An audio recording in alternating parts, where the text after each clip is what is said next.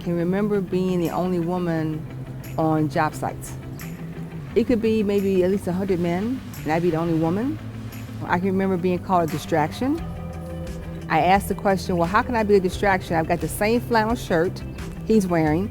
I'm wearing my bibs. And they said, you feel your bibs up differently than he does.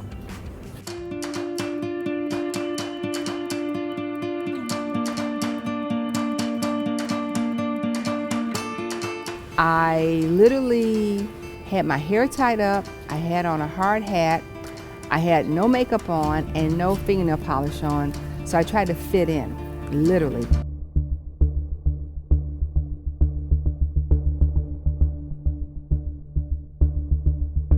So they called it hazing, they treated me no different than any apprentice. Well, I don't believe they would fill up a male like they would fill me up. Oh, I'm sorry, I didn't mean to bump into you. And on a daily basis, I was told I wasn't wanted, I wasn't needed, I didn't fit in. I should be, at home, pregnant, pregnant and barefoot.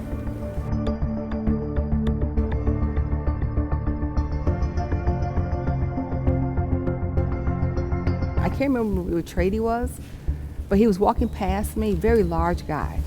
But he grabbed me to the point where he lifted me up off the ground, and all I remember was it hurt.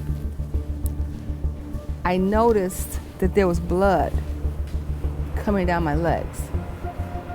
I'd been ripped. I grabbed the pipe wrench, and before I realized he was walking away from me, and I'm grateful to this day he had the hard hat on, I literally split that hard hat in half. I could have killed him. Was it intentional? No. I was responding to what he did to me. And I said, nobody better not ever touch me again. Pass the f***ing word. Didn't have any more problems after that.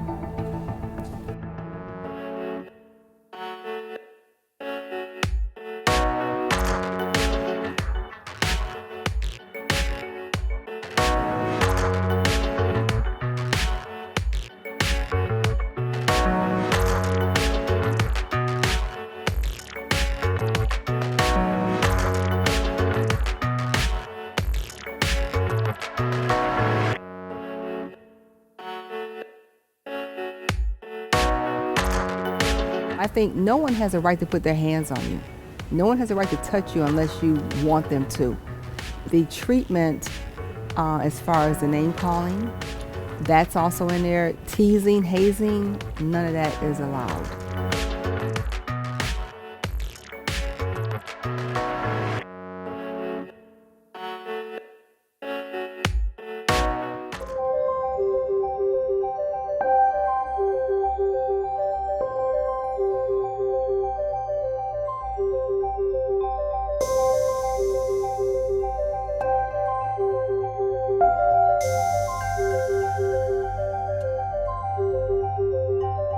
This building was abandoned for 30 years, misused, abused, but it's still standing.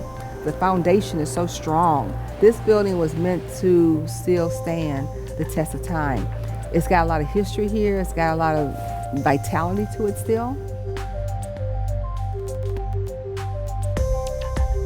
I was diagnosed with multiple sclerosis back in 1995. And it tried to knock me down, but I'm still here. I feel that I'm supposed to be here to help bring life back into this because I've got what it takes to stand the test of time. No matter everything they tried to do before to knock me down, everything that this disease has tried to do to knock me down, nothing has been able to do it. The man above is in charge, and he has put me here, I feel, to be a part of this at this moment. This iconic moment is just so amazing and so fantastic.